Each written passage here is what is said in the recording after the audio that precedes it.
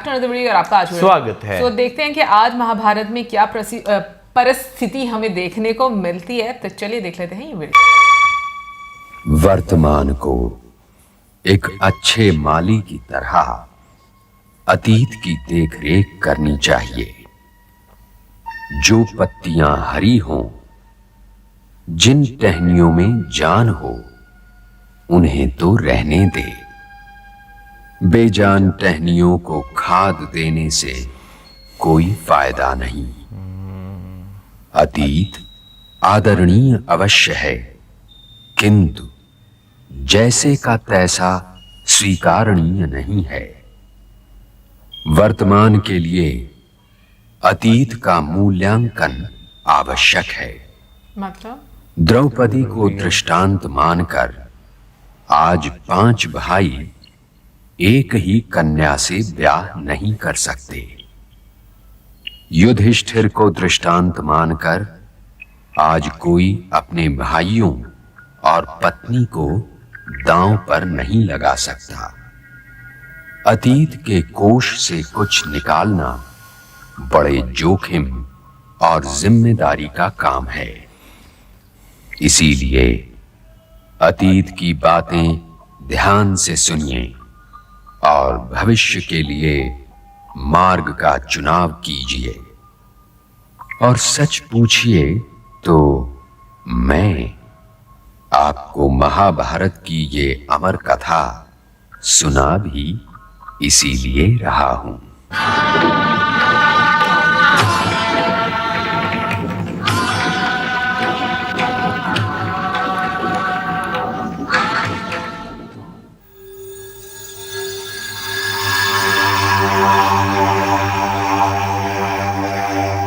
सोच में डूबे हुए हैं।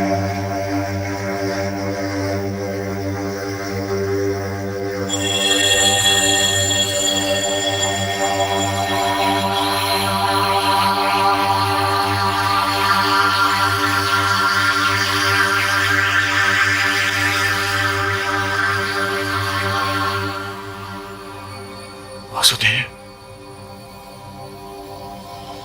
इतना दुख करने का कोई कारण नहीं है पार्थ। द्रौपदी वस्त्रहरण सभ्यता का वस्त्रहरण था, संस्कृति का वस्त्रहरण था, मर्यादा का वस्त्रहरण था। इसलिए यह दुख अकेले तुम्हारा या तुम 5 पांडव भाइयों ही का दुख नहीं है। यह दुख तो है भूत, वर्तमान और भविष्य का, सारी मानव जाति का। मानव जाति के इस समुद्र में तुम तो केवल एक बूंद हो पार्थ, केवल एक बूंद। और कोई बूंद सागर के दायित्व का बोझ नहीं उठा सकती। वो चाहे दुख हो या सुख, अपने भाग से अधिक नहीं लेना चाहिए पार्थ। इस भीष्म अपमान में मेरा जो भाग है वासुदेव, वो भी इतना भारी है कि यदि किसी पर्वत पर रख दूं तो उसकी कमर टूट जाए। और आप कहते हैं कि इतना दुखी होने का कोई कारण नहीं। इस अपमान का कांटा मेरे हृदय में अटक गया है वासुदेव, जो मुझे ना सोने देता है ना जागने देता है। और बड़े भैया युद्ध की आज्ञा भी नहीं देते। वो प्रायश्चित कर रहे हैं वासुदेव, प्रायश्चित। उन्हें प्रायश्चित करना भी चाहिए।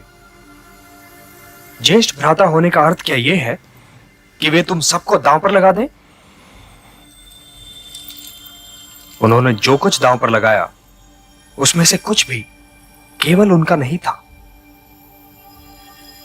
राज्याभिषेक निस्संदेह उनका हुआ, किंतु खांडवप्रस्थ को इंद्रप्रस्थ बनाने में तुम सबके परिश्रम का हाथ है। राजसूय यज्ञ निस्संदेह उनका हुआ, परंतु उस यज्ञ का हवन कुंड तुम चारों हो। इसलिए उस राज मुकुट को दांव पर लगाने का उन्हें कोई अधिकार नहीं था। अब बची द्रौपदी, तो वो यदि अकेले उनकी पत्नी रही होती तब भी उसे दांव पर लगाने का उन्हें कोई अधिकार न था। पत्नी संपत्ति नहीं होती पार्थ, जीवन की भागीदारनी होती है। इसलिए उन्हें प्रायश्चित तो करना ही चाहिए। और तुम सबको भी युद्ध के लिए व्याकुल होने का कोई अधिकार नहीं, क्योंकि जब भ्राता युधिष्ठिर मर्यादा का उल्लंघन कर रहे थे तो तुम सबका यह कर्तव्य था कि उनका विरोध करते, परंतु यह विरोध द्रौपदी के अतिरिक्त किसी ने नहीं किया, किसी ने नहीं। इसलिए अपमान के इस विष को पीते रहो कि यही तुम्हारा प्रायश्चित है। कोई तो सीमा होगी वासुदेव, कोई तो सीमा होगी जिसके आगे हमें यह विष नहीं पीना पड़ेगा। मैंने कर्ण को मृत्यु दंड देने की प्रतिज्ञा ली है। मझले भैया ने दुर्योधन की जंगा तोड़ने और दुशासन के लहू से पांचाली के खुले हुए केश धोने की प्रतिज्ञा ली है। इन प्रतिज्ञाओं का क्या होगा वासुदेव? क्या इतिहास हमें प्रतिज्ञा न पूरी करने वाले कायरों की भीड़ में खड़ा करने वाला है वासुदेव?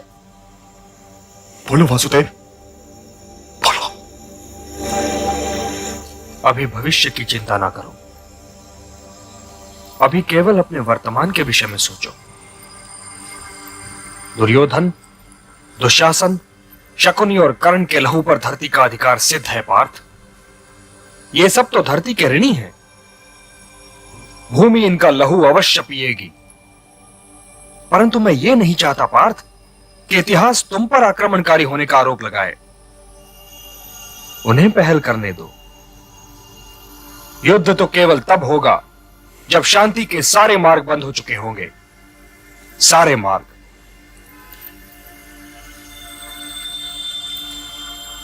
ये न भूलो पार्थ कि मैं तुम में हूं और तुम मुझ में। जो कुछ मेरा है वो सब तुम्हारा भी है। तुम्हारा शत्रु मेरा शत्रु और तुम्हारा मित्र मेरा मित्र। तुम नर हो पार्थ और मैं नारायण, और इसीलिए पलट पलट कर पीछे देखना न तुम्हें शोभा देता है और न मुझे। यदि तुम चाहो भी कि द्रौपदी वस्त्रहरण ना हो, तब भी इस विषय में तुम कुछ नहीं कर सकते पार्थ, क्योंकि यह घटना तो घट चुकी है। अपने इस अपमान के विष को मथो पार्थ, मथो, और भविष्य के लिए इस विष के कलश से अमृत काढ़ो। तो क्या केवल प्रतीक्षा करूं वासुदेव? नहीं, तैयारी करो। दिव्यास्त्र इकट्ठा करो पार्थ, दिव्यास्त्र। महादेव को प्रसन्न करो। और मैं क्या करूं? आओ कृष्णा। कृष्णा,